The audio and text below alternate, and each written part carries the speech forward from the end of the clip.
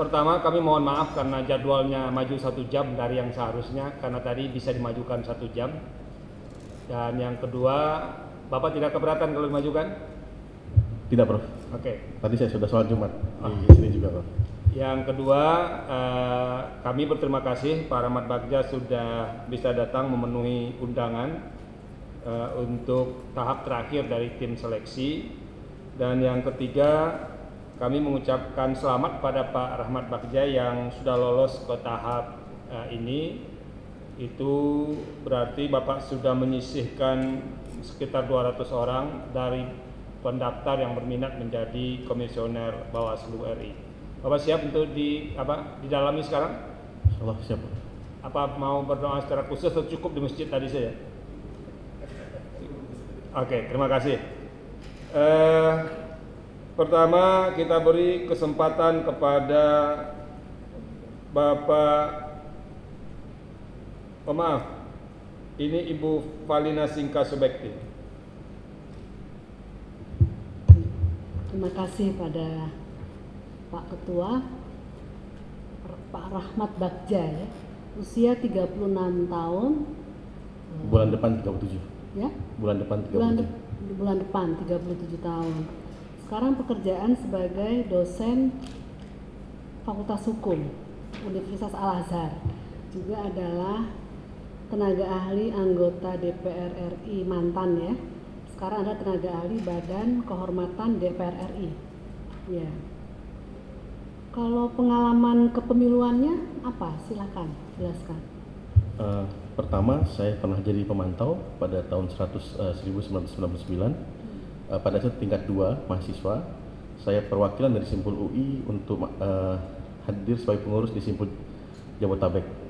Kemudian yang kedua, saya wakil ketua tim pelaporan khusus pada saat itu dibentuk oleh Panwas Pemilu 2004 untuk menangani pelaporan yang sudah masuk dan harus ditangani secara cepat.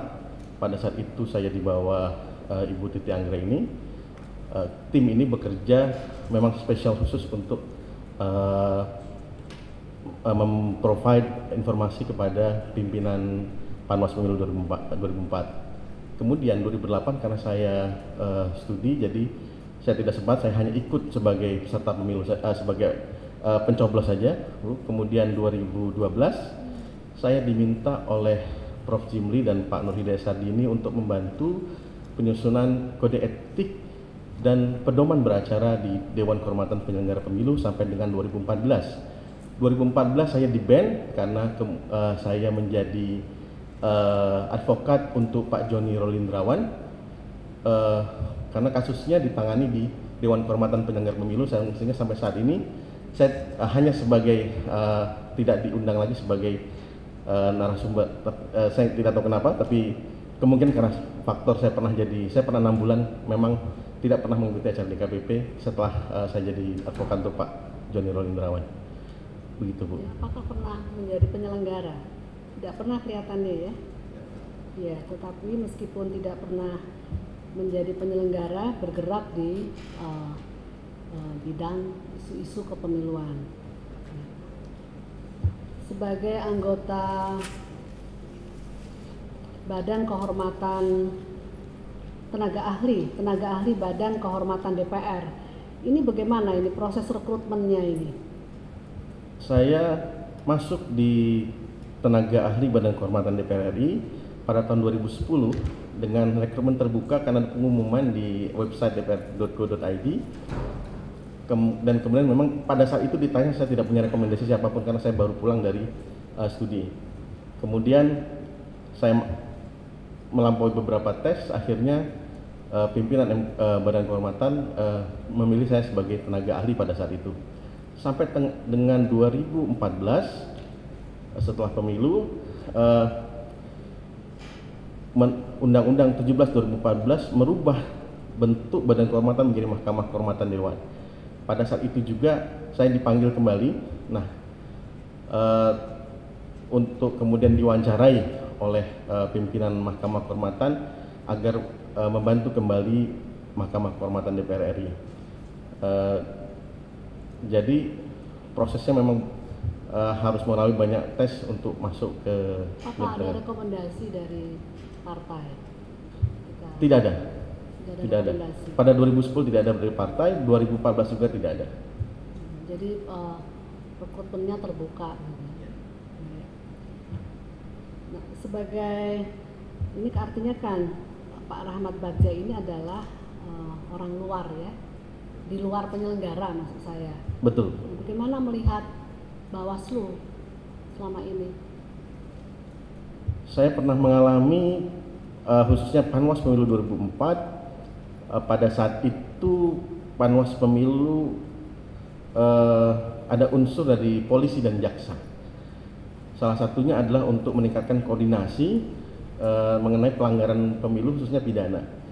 Ada kekurangan pada saat itu sehingga kami pada saat itu digerakkan oleh khususnya Pak Masudi Ridwan sama Pak Bambang Aris Sampurojati untuk meningkatkan koordinasi antar Panwas Pemilu, karena penanganan pidana kadang-kadang tidak jelas laporannya oleh Panwas Pemilu di daerah, sehingga kadang-kadang kami cek langsung ke daerah melalui pertelepon, tidak kunjungan lapangan. Kemudian khusus kepada para Panwas daerah yang berprofesi sebagai polisi dan jaksa, sehingga dan pada saat itu juga banyak hal yang diselesaikan dengan kebijaksanaan menurut saya. Jadi beberapa hal itu terkadang mengikuti situasi dan kondisi yang ada, tidak karena rulesnya itu kurang lengkap pada saat itu, sehingga saya melihat koordinasi kemudian penegakan hukum pemilu pada saat itu banyak melalui diskresi. Akan tetapi hal itu juga memperkaya hasanah pemilu 2004. Dan kemudian pada saat itu juga kami dipaksa untuk buat laporan. Saya tanya Bawaslu yang sekarang. Bawaslu pada saat ini menurut saya Bu, untuk beberapa hal, khususnya saya pernah mengalami pada saat saya jadi advokat untuk Pak Joni Roendrawan, Panwas Pemilu tingkat kabupaten itu tidak mengetahui perbedaan antara barang bukti dan alat bukti, sehingga kami cecar pada saat itu. Sehingga itu merupakan saya ada kesedihan tersendiri. Ini ada apa dengan Bawaslu? Kemudian juga tidak mengecek alat-alat yang sudah ada di kantor KPU, misalnya kotak suara terbuka itu tidak dilihat oleh Panwas. Kalau ditanyakan apa persoalan utama yang dihadapi oleh Badan Pengawas Pemilihan Umum sekarang ini? Pertama adalah peningkatan sumber daya manusia, pengetahuan substansi tentang penegakan hukum pemilu.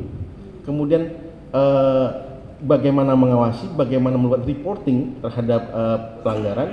Kemudian juga adalah bagaimana menyelesaikan sengketa.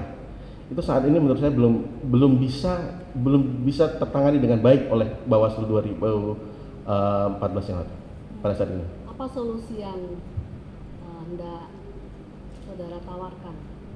Pertama adalah peningkatan pemahaman mengenai substansi apa yang dimaksud dengan pelanggaran, apa yang harus kemudian dikumpulkan oleh Panwas, alat bukti apa barang bukti, kemudian bagaimana menilai alat bukti dan barang bukti tersebut, dan kemudian juga adalah proses nanti ada penyelesaian sengketa pemilu.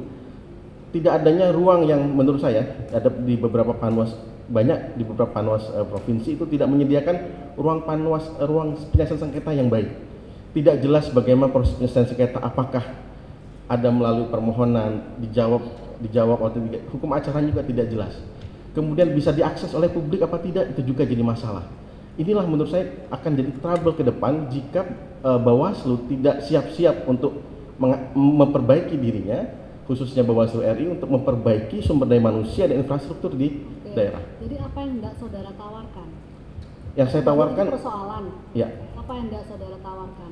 Pertama adalah peningkatan pemahaman substansi sampai dengan Panwas kabupaten kota, sehingga pada saat sehingga harus diadakan bimbingan teknis yang lebih terukur. Kemudian ada tes untuk teman-teman yang Panwas Bawaslu provinsi dan Panwas kabupaten kota untuk mengetahui sejauh mana bagaimana mereka menangani pelanggaran pemilu. Kemudian memperbaiki infrastruktur yang ada di Bawaslu RI dan Bawaslu provinsi khususnya untuk menangani proses-proses penyelesaian sengketa. Dan infrastruktur tersebut harus implan dengan informasi dan teknologi dan bisa diakses oleh publik sehingga publik dapat mengetahui sejauh mana kasus-kasus yang ada di Bawaslu. Oke, salah satu persoalan besar ini persoalan politik uang, gitu ya. Menurut Pak Rahmat Bagja, apakah sebenarnya Bawaslu punya kewenangan tidak untuk menyelesaikan persoalan politik uang ini? Politik uang menurut saya masuk dalam kategori pidana pemilu. Jadi bukan masuk dalam penyelesaian sengketa. Oleh sebab itu yang jadi masalah adalah bagaimana Bawaslu dan Panwas itu mengambil melihat peristiwa politik uang tersebut. Nah itu jadi masalah kalau kemudian sumbernya tidak baik. Apa sih itu diatur tidak di dalam, bagaimana pengaturannya itu mengenai soal money politics itu? Ada di undang-undang. Ya. Regulasinya seperti apa itu? Kebetulan saya sampai peraturan Bawaslu-nya belum melihat. Nggak usah baper Bawaslu, di dalam undang-undang nomor 10 mengenai pilkada itu. Menjanjikan sesuatu, khususnya memberikan uang kepada pemilih untuk mendapatkan suara pemilih termasuk dalam politik uang. Kalau Bawaslu-nya Anda tidak pernah? Enggak, saya lebih khusus ke etik, kebanyakan di etik pada saat ini. Jadi bukan di penanganan pelanggaran pidana ataupun penyelesaian sengketa. Ya, baik, terima kasih. Terima kasih Bu Valina. Pak Sudarmo, persilakan Pak. Terima kasih Pak Ketua. Pak Bagja, saya perlu bertanya beberapa hal. Yang pertama, Bapak jabatan terakhir kan sebagai Dosen Pak. Pernah jabat di Dewan Kehormatan Tim Pokja saja ya? Tim Pokja di DKPP ya. Kalau kita lihat Pak di lapangan, kebetulan kami kan sering mendapat laporan-laporan dari bawah terkait dengan kecurangan-kecurangan yang dilakukan oleh para panwas atau komisioner panwas baik di tingkat kabupaten sampai ada provinsi. Salah satu ini adalah adanya intervensi dari partai politik. Barangkali Bapak kan banyak juga ini kan kenal dengan para elit politik. Nah, bagaimana Bapak menjaga agar Bapak tetap independen dan termasuk juga netral apabila nanti Bapak terpilih sebagai komisioner Bawaslu?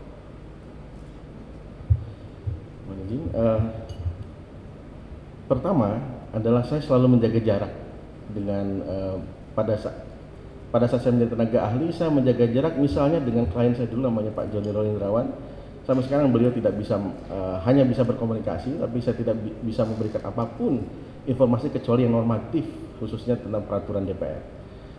Sehingga saya selalu untuk menjaga untuk yang lain adalah saya untuk tidak ditraktir atau tidak diberikan hadiah-hadiah oleh para anggota DPR yang bermasalah. Kemudian saya juga menjaga untuk tidak didekati pada saat pernah saya jadi staf tenaga ahli, saya tetap menjaga jarak untuk tidak didekati oleh anggota DPR yang bermasalah di Mahkamah Kehormatan Dewan. Salah satunya itu. Dan kemudian nanti kalau saya jadi Bawaslu, saya akan menjaga jarak dengan teman-teman partai politik, khususnya yang mungkin pernah dekat dengan saya. Akan tetapi komunikasi tetap terjaga Pak. Yang normatif sebagai informasi pasti akan saya beritahukan. Akan tetapi ketika menyinggung intervensi terhadap putusan, menurut saya itu akan jadi masalah. Saya akan menjauhi itu dan saya tidak akan kasar juga, saya akan baik-baik. Ini sudah masuki ranah independensi kami, mohon maaf, saya tidak bisa memberikan informasi lebih lanjut, gitu Pak. Mampu ya gitu ya? Insya Allah mampu Pak. Yang kedua Pak, saya dilihat di makalah Bapak ya, kita berbicara masalah kecurangan, bahwa kecurangan itu selalu ada. Tapi barangkali Bapak menyampaikan bahwa kecurangan itu bisa ditoleransi dan tidak bisa ditoleransi. Kalau namanya kecurangan semua itu kan tidak boleh toleransi Pak, sekecil apapun itu persoalan. Kenapa Bapak punya pandangan semacam itu? Mohon maaf Pak, saya coba. Pada saat saya menulis ini ada endingnya. Itu endingnya ada contoh case yang pernah saya hadapi. Jadi bukan pada saat kecurangannya yang ditoleransi, tapi pada saat akan melakukan kecurangan. Biasanya mereka akan menghubungi banyak orang. Itulah kemudian saya hold untuk kemudian saya nasihati, saya peringatkan sehingga kecurangan itu tidak terjadi. Itu yang saya toleransi untuk tidak ditindak Pak. Jadi niatnya itu sudah ada, perbuatan awalnya sudah dilakukan, akan tetapi actionnya belum. Itu yang kemudian pernah saya alami, sehingga itu juga tidak, menurut saya tidak bisa dihukum, karena seharusnya kita tegur dulu dia bisa untuk menahan diri untuk tidak melakukan kecurangan. Menurut saya tidak bisa dihukum. Akan tapi kalau dia sudah melakukan kecurangan tersebut, sudah ada sudah ada tindakan-tindakan yang kemudian terencana, itu tidak bisa ditoleransi Pak.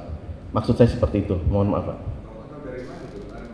Untuk mengetahui katakan si A sebelum melakukan kecurangan itu, ya kan? Kemudian Bapak sudah mengetahui orang itu akan melakukan kecurangan. Bagaimana Bapak bisa mendeteksi itu atau mendapatkan informasi tentang itu?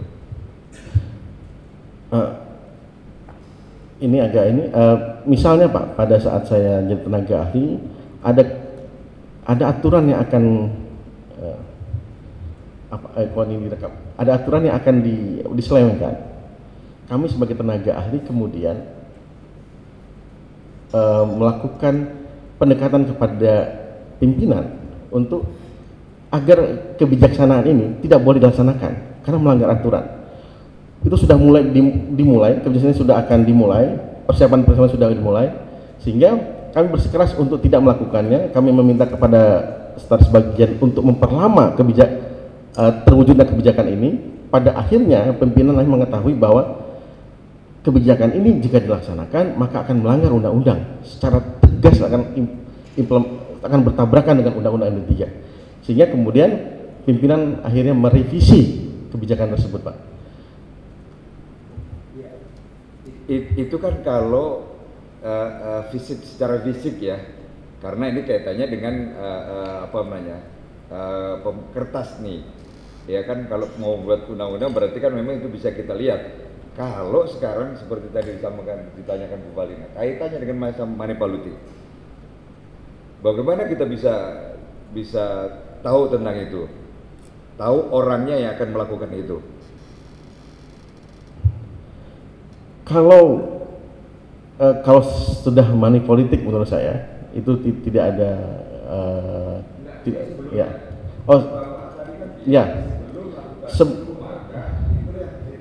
kan ada beberapa masukan informasi Pak. Misalnya saya akan memberikan ini nih, dia kadang-kadang dia akan berkomunikasi dengan para tim kampanyenya. Tim kampanye ada informasi ke kami. Kalau kami jadi Bawaslu, kami akan mengingatkan yang namanya money politics terus jelas melanggar undang-undang ketentuan pidana, sehingga harus dihentikan setiap kegiatannya dan harus dipidana setiap aksi yang mengandung money politics. Orang itu sebelum berbuat pasti dia akan mencari safety apa tidaknya Pak. Itu saya belajar di advokat, safety atau tidak aksi ini jika kami lakukan. Kalau tidak, maka kemudian dia akan mundur untuk tidak melakukannya. Nah inilah yang kemudian ada informasi-informasi kepada kami bisa memberikan informasi bahwa lebih jelas dan tegas kepada yang bersangkutan melalui jaringan informasinya, sehingga kemudian dia tidak melakukannya. Ini salah satu fungsi pencegahan juga menurut saya. Bentuk pertama adalah jaringan tim campaign Pak. Pasti mereka punya tim kampanye, pasti mereka punya konsultan hukumnya. Jaringan-jaringan inilah kemudian yang pasti bergerak di pemilu nanti Pak, untuk melihat aksinya dalam menggait suara itu sudah benar atau tidak.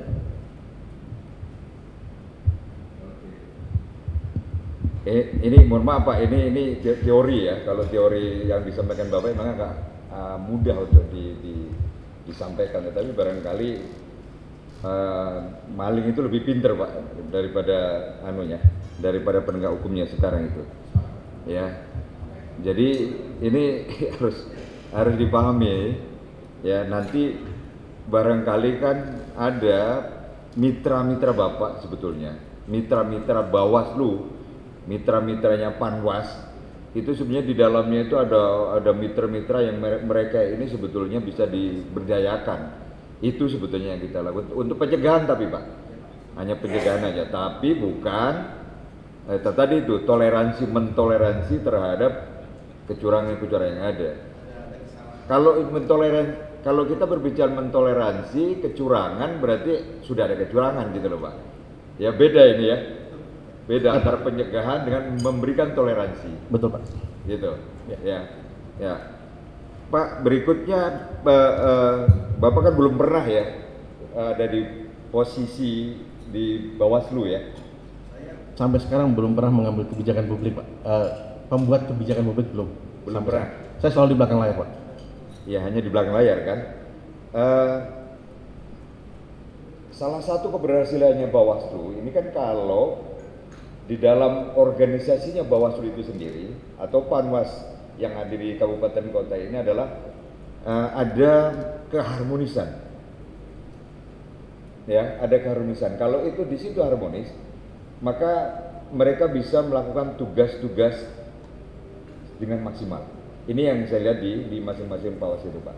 Tetapi begitu mereka ada konflik, baik internalnya komisioner, apalagi dengan sekretariat yang ada di situ, ini akhirnya pasti banyak permasalahan-permasalahan dalam melakukan tugas-tugas khususnya untuk pengawasan. Apa yang kira-kira bisa Bapak lakukan untuk melakukan itu? Pertama, saya selalu menjalin kerjasama dari membuat kesepakatan awal Pak dengan para pemangku kepentingan yang ada di sebuah pekerjaan, mungkin nanti di Bawaslu. Saya contohkan pada saat saya jadi koordinator tenaga ahli di Mahkamah Kehormatan, saya pasti ada selek, ada kompetisi antara kami dengan teman-teman PNS Pak, untuk menservis melakukan penyediaan informasi dan data kepada pimpinan Mahkamah Kehormatan. Saya selalu membuka pintu informasi, kemudian dan juga berbicara dari hati ke hati bahwa tugas kita kali ini adalah tugas untuk negara. Kita harus sangat berhati-hati karena banyak kepentingan partai politik di sini. Kita harus bisa mengayuh di dalam penuh gelombangnya desakan-desakan intervensi yang ada di partai politik. Akhirnya Pak Ibu Kabaknya mengerti dan kemudian Stadion juga mengerti. Akhirnya ini bisa berjalan dengan baik, melakukan penyediaan informasi dan kemudian opini kepada pimpinan Mahkamah Kehormatan Dewan. Ini juga akan saya gunakan di Bawaslu. Pertama kali kita harus buat kesepahaman awal dulu bahwa tugas yang akan dijalani ke depan ini mungkin sangat ditakat, tapi saya akan selalu di awal akan selalu berbicara dari hati ke hati. Ke depan target kita ini, misi kita ini, yang kita harus lakukan ini. Mohon masing-masing menjaga ego, masing-masing juga kemudian harus mengerti jika ada crash, ada masalah, tolong tidak menutup pintu informasi dan pintu saling mengunjungi di antara kita. Karena kalau itu sudah tertutup, bagi saya itu selesai. Harus ada mediator lagi di atasnya. Nah, inilah yang kemudian biasanya saya lakukan di awal. Kemudian setelah itu akan ada pertemuan-pertemuan Pak, 6 bulan sekali, 1 tahun sekali, untuk mengevaluasi kembali kinerja yang kami buat dan koordinasi yang telah kami lakukan. Nah, ini saya gunakan juga misalnya pada saat consenering di Kopo misalnya. Saya selalu mengingatkan bahwa jangan sampai kita gontok-gontokan di depan pimpinan. Nanti kalau di Bawaslu jangan sampai gontok-gontokan di depan publik ataupun di depan mitra kerja yang lain. Karena kalau terlihat itu akan membuat citra Bawaslu akan sangat kurang. Nah, itulah yang kemudian saya jaga untuk kemudian ada pertemuan simultan. Dan pendekatan pribadi juga menurut saya penting. Saya harus mengerti, misalnya nanti kalau jadi anggota Bawaslu, saya harus mengerti 4 orang di depan saya ini mereka punya kegiatan apa, mereka punya keluarga bagaimana, karena pengaruh itu nanti akan mempengaruhi juga kinerja di Bawaslu, Pak. Gitu. Oke, makasih Pak. Makasih Pak Darmo. Berikutnya Pak Erwan. Terima kasih Ketua. Selamat siang Pak Rahmat. Karena sudah banyak hal yang ditanyakan, saya akan menanyakan yang ringan-ringan saja. Di makalah pribadi Bapak gitu ya, di bagian belakang itu banyak sekali data yang menunjukkan Bapak ini sangat produktif ya, menulis buku, artikel di jurnal maupun opini. Tapi sebagian besar ini terkait dengan persoalan konstitusi gitu ya. Sementara nanti Pak Bagja ini mau mendaftar menjadi anggota Bawaslu. Nah, kami ingin mendengar gagasan-gagasan segar apa yang bisa Bapak sumbangkan begitu ya kepada Bawaslu kalau nanti Bapak terpilih. Terima kasih Pak. Mohon izin. Saya memang S1 saya hukum tata negara, program khususnya hukum tata negara, sehingga banyak hal yang kita produksi dalam karya ilmiah juga berhubungan dengan tata negara. Walaupun demikian, pemilihan umum di kampus itu termasuk dalam kalau di Fakultas Hukum termasuk dalam bidang hukum tata negara. Sehingga banyak hal juga yang saya berkecimpung di bidang pemilihan umum. Kemudian gagasan saya ke depan adalah memperkuat Bawaslu sebagai lembaga yang capable untuk mengawasi pelanggaran pemilu, baik itu administratif maupun pidana, dan juga bisa menyelesaikan dengan baik masalah-masalah sengketa pemilu.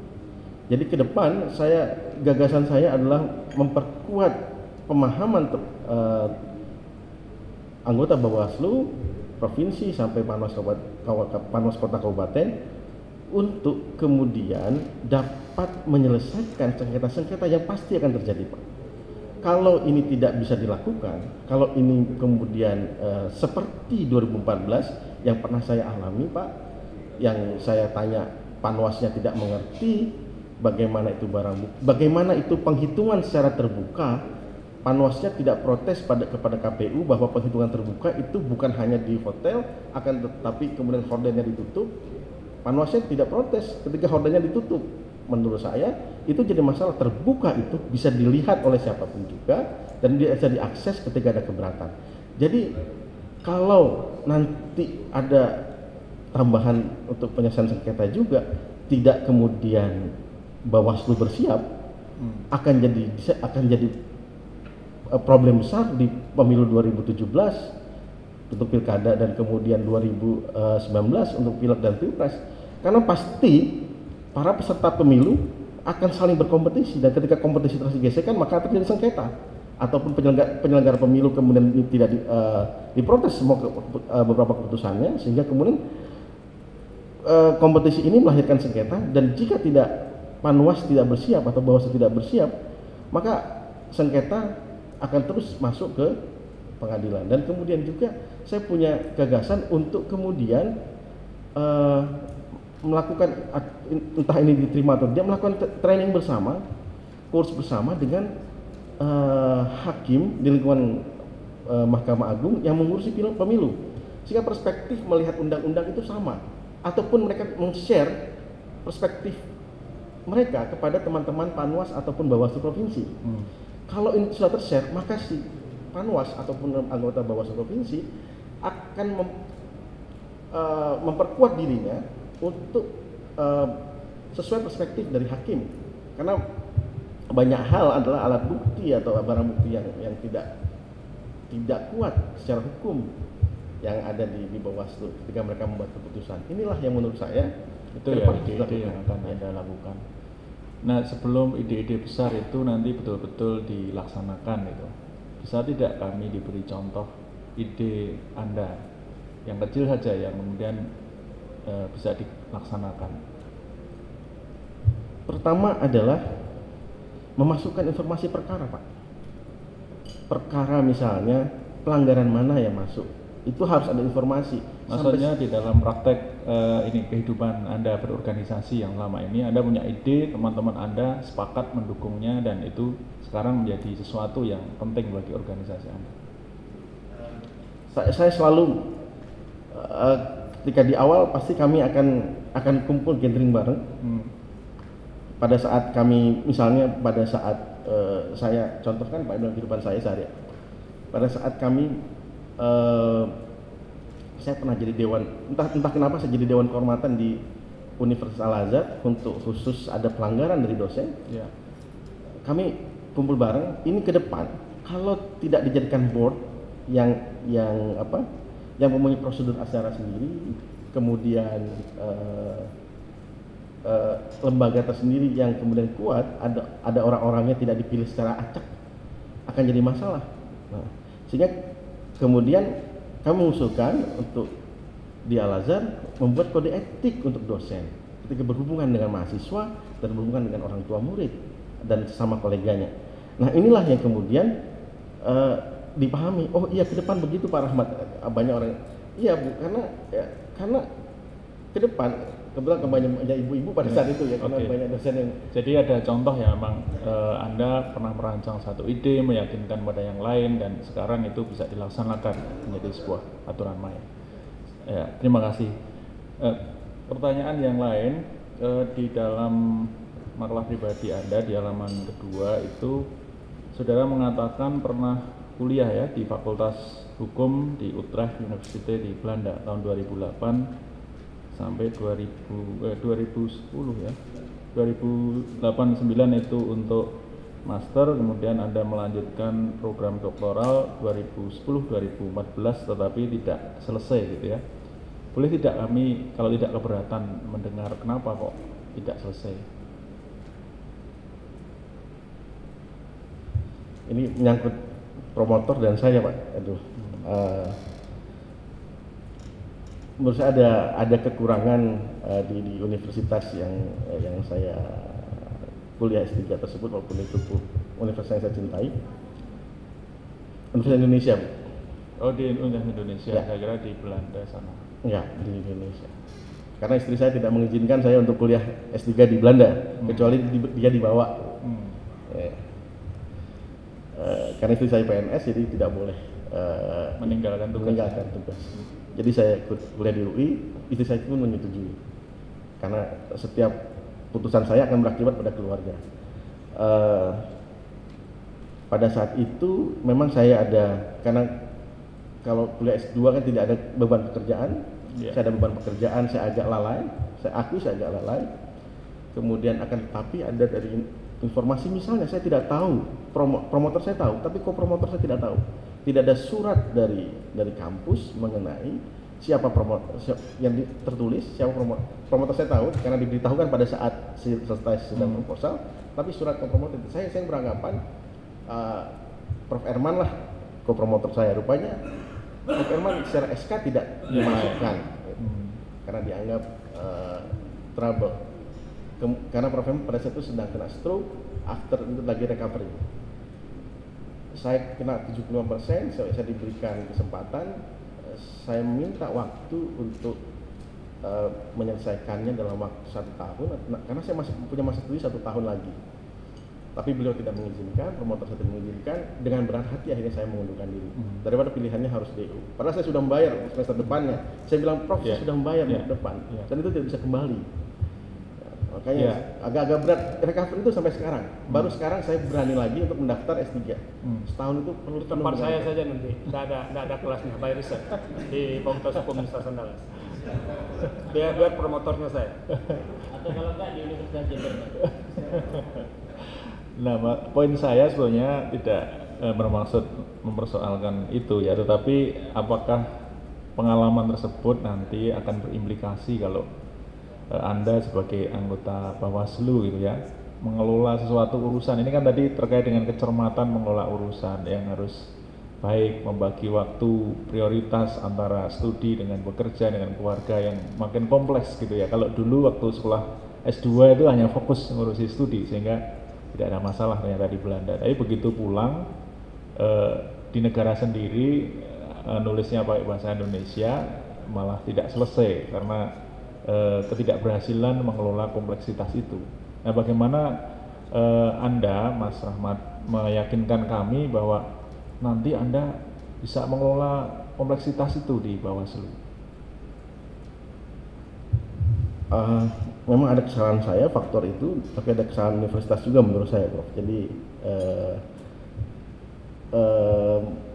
kalau kompleksitas, saya dari S1 pernah jadi ketua senat mahasiswa, sekjen Ismahi, kemudian juga aktif di kegiatan ekstra universiter, kemudian aktif juga ikut-ikut demo lah pada saat itu, karena pada itu ada tragedi Semanggi 1, Semanggi 2. Jadi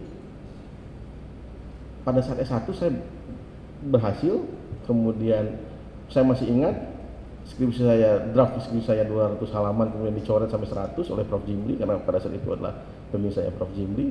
Saya mengerti kemudian bagaimana cara menulis dari salah satunya dari Prof. Jimli. Gak usah banyak-banyak, kayak 100 halaman sudah cukup daripada 200. Kemudian pada saat S2 saya juga jadi ketua PPI Utrecht untuk juga ikut di delegasi pertemuan PPI sedunia di Den Haag. Kemudian ikut dalam rapat-rapat membahas bagaimana PPI ke depan. Jadi di selang waktu itu juga saya ada juga beban keluarga, saya harus menafkahi istri juga, harus ada store tiap bulan, kemudian harus belanja sendiri, harus kemudian aktif, namanya ketua PPI kan aktif kalau ada teman yang PPI yang sakit, ada yang hampir mau dia harus pulang, kami harus menjemput mahasiswa-mahasiswa yang datang ke Indonesia. Dari situ saya bisa kok di S3, saya enggak, kayaknya kadang-kadang ini recovery ini, evaluasi saya selama setahun ini, kenapa ini nggak bisa, jangan-jangan saya mengatur waktu bisa dengan baik. Misalnya saya jadi tim Pokja, saya jadi tenaga ahli, dan saya jadi dosen, saya bisa mengerjakan semuanya dengan baik. Kadang-kadang walaupun dosen ya, saya harus memberikan kuliah pengganti karena ditarik tim Pokja untuk BIMTEK misalnya 3 hari. Nah itu yang saya lakukan. Iya, Prof. Ya, itu jangan sampai nanti kesimpulannya Mas Rahmat ini sukses di Belanda karena tidak ada istri, di sini ada istri jadi tidak sukses. Bisa repot nanti.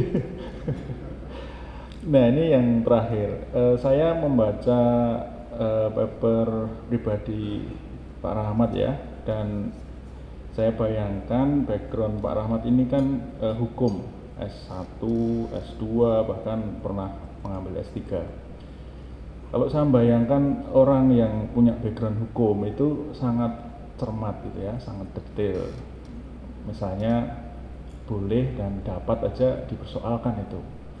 Tetapi kalau saya membaca papernya Pak Rahmat ini kok banyak sekali kesalahan-kesalahan, tidak hanya tipe tetapi kesalahan logika, kesalahan kalimat. Ini sadar atau bagaimana nih ceritanya kok bisa seperti itu? Mohon maaf, saya boleh jawab, Prof. Saya kebetulan itu berpikir selama ketika ini dibuka 2 minggu saya berpikir maju tidak, karena bagaimanapun saya berkaca pada senior pada orang-orang yang pernah saya, ketika mereka masuk jadi pejabat publik maka amanah itu semakin besar. Saya membuat ini dalam waktu sekitar beberapa jam. Untuk salah satunya saya baru dapat, makanya saya nomor pendaftaran terakhir karena saya at the end insya Allah saya maju, saya bisa. Akhirnya dengan kadang-kadang dengan saya tidak melihat kembali, yang penting telah terpenuhi, saya masuk, bro. Jadi ada waktu saya harus evaluasi diri apakah saya sanggup atau tidak. Itu makanya membuat makalah ini agak, memang ada beberapa konteks kalimat tidak nyambung dan banyak nggak nyambung, ada beberapa, kemudian banyak hal yang nggak nyambung, kemudian ada typo-nya banyak juga. Mohon maaf. Ya, terima kasih Pak Rahmat. Saya sangat senang karena Pak Rahmat sudah menjelaskannya dan mengakui memang ada kelemahan ya di dalam paper ini. Sangat jujur. Terima kasih Ketua. Makasih Pak Irwan. Saya mau tanya satu ini Pak Rahmat. Saya kenal dengan Pak Rahmat mungkin sudah 13-14 tahun. Tapi begitu saya lihat ini kok jauh beda sekali dibanding dulu katanya. Semakin subur saja nih.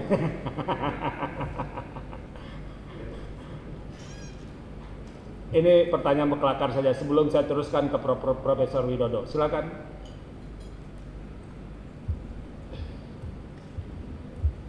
Terima kasih Ketua. Pak Rahmat, sudah banyak tadi yang ditanyakan oleh tim sel lain. Tapi memang kesimpulannya Pak Rahmat memang belum punya pengalaman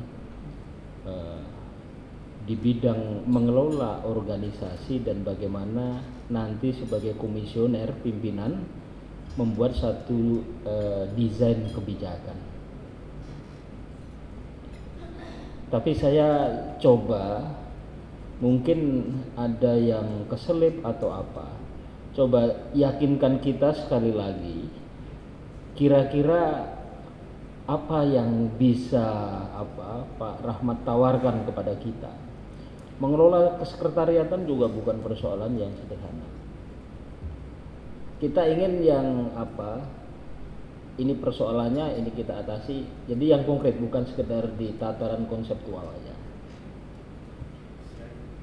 Saya mungkin tidak pernah jadi pejabat publik, akan tapi saya banyak berhubungan dengan konteks hal-hal publik.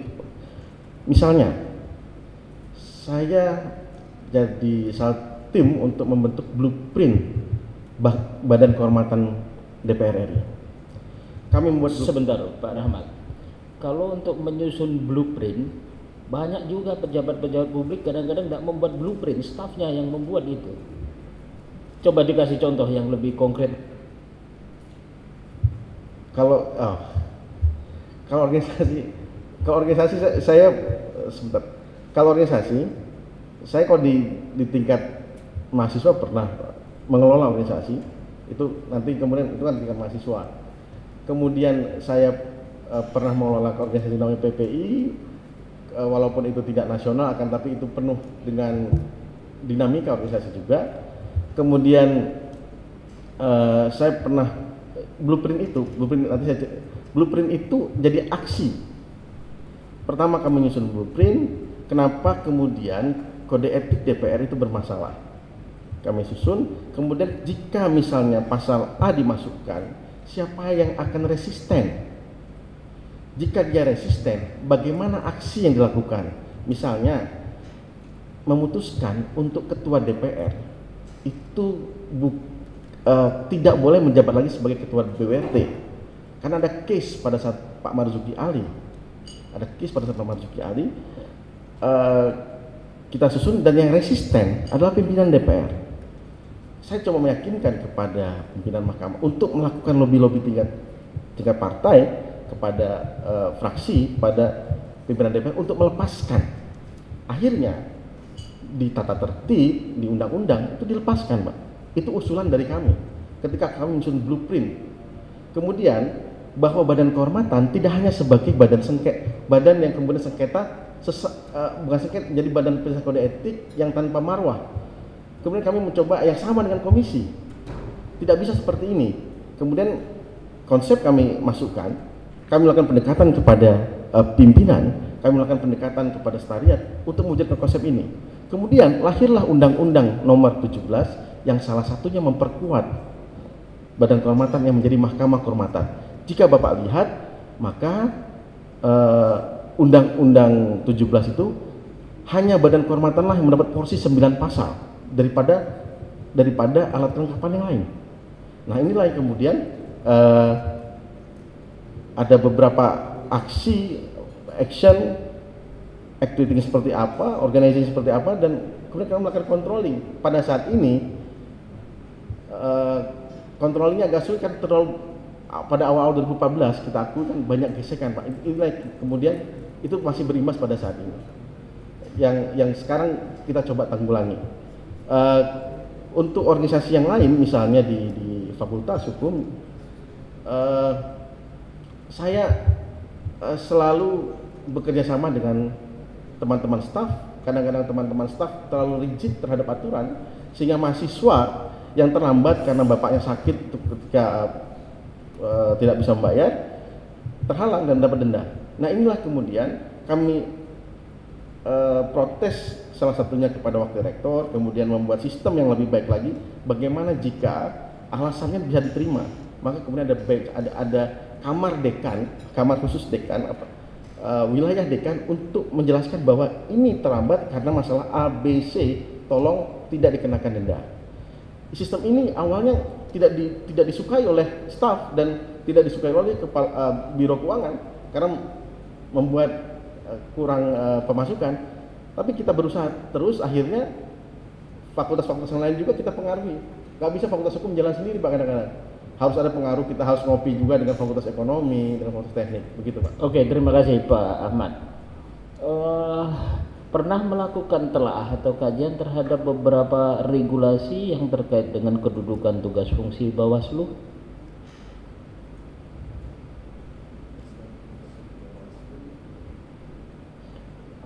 Regulasi yang terkait dengan soal-soal Bawaslu atau memberikan bimbingan pada teman-teman staf mengenai persoalan barang bukti, alat bukti yang harus diperkuat di pelaporan pidana pemilu. Jadi untuk persiapan ini Bapak juga belum buka-buka begitu peraturan-peraturan yang terkait dengan soal Bawaslu ini? Saya menginginkan ketika saya masuk ada sesuai dengan undang-undang, nanti akan ada peraturan yang berubah juga di Bawaslu, tidak seperti saat ini. Ada nilai-nilai yang kita bisa ambil. Jadi saya masih memang tidak terlalu mengikuti peraturan-peraturan Bawaslu pada saat ini. Tidak mengikuti ya? Ya. Jadi harapan kita sebetulnya di forum wawancara ini Pak Ahmad Rahmat ini bisa tahu, oh ini kalau tadi disebut regulasinya lemah, itu regulasi di mana, nanti bagaimana solusinya memperbaiki itu. Tapi nggak apa-apa, saya kira. Atau ada komentar?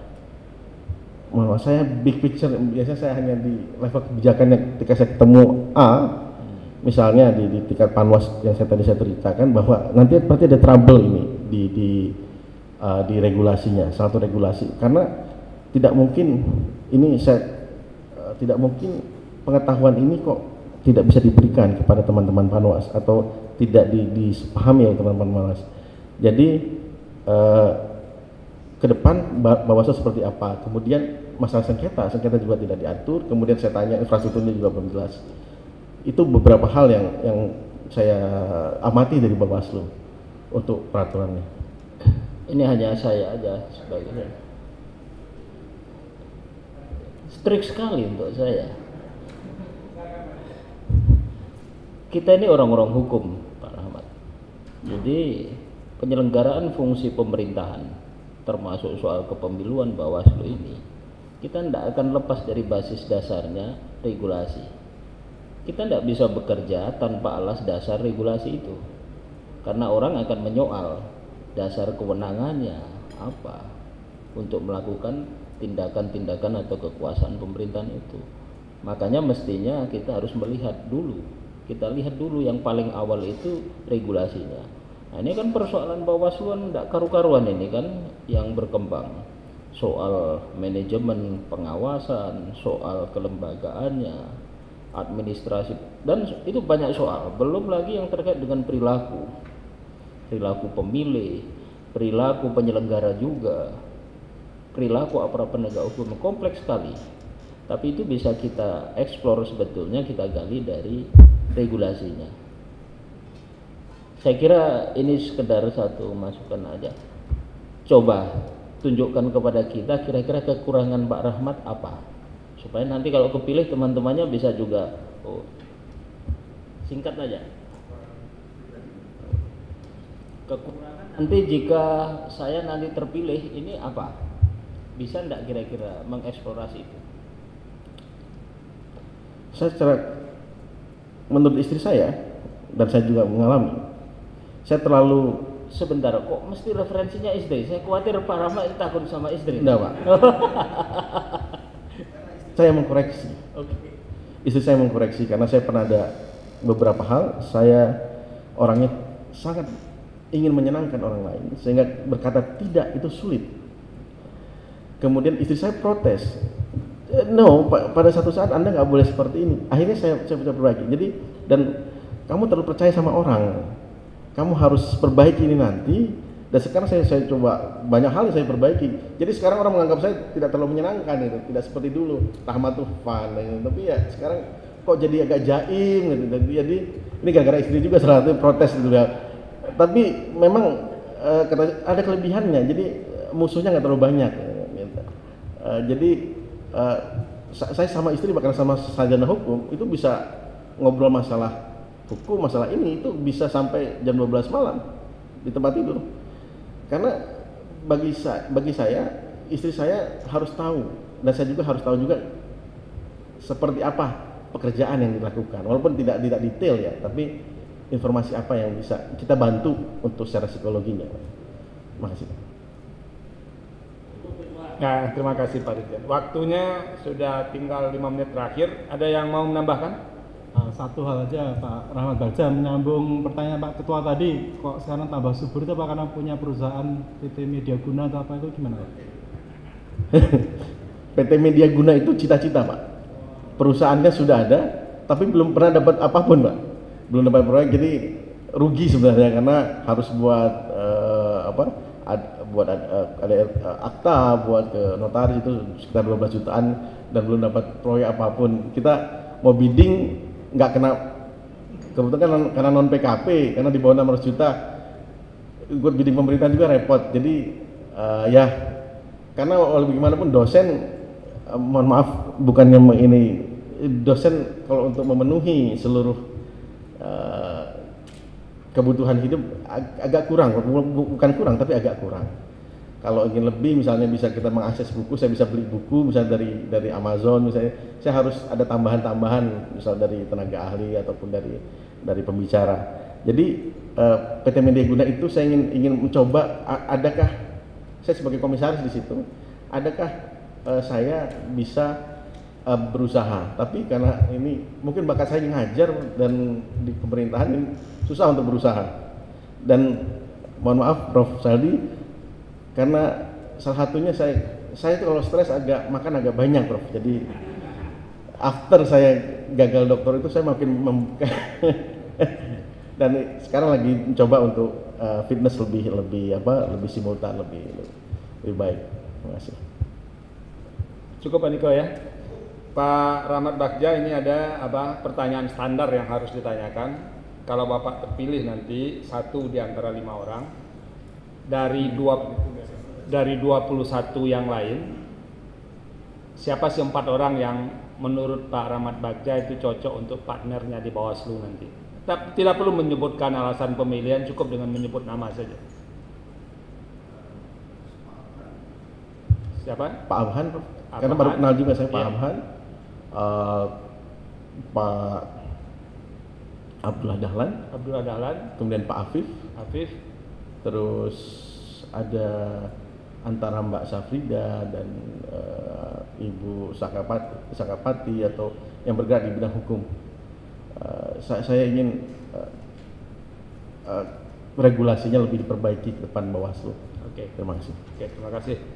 Ini ada kewajiban lain, silakan dibaca Pak Rahmat Bagja. Kalau berkenan diisi dan ditandatangani. Kalau tidak juga tidak apa-apa. Kalau berkenan silakan dibacakan biar didengar oleh kita yang hadir dalam ruangan ini. Ada pena ya?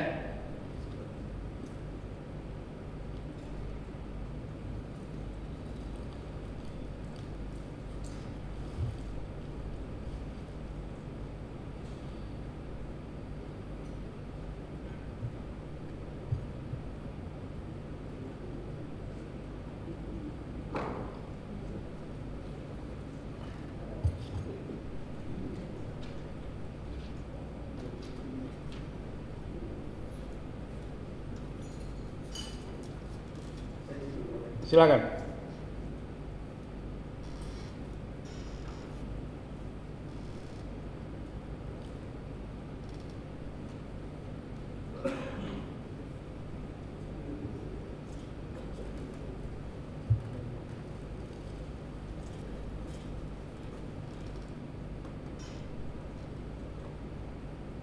Masih muda.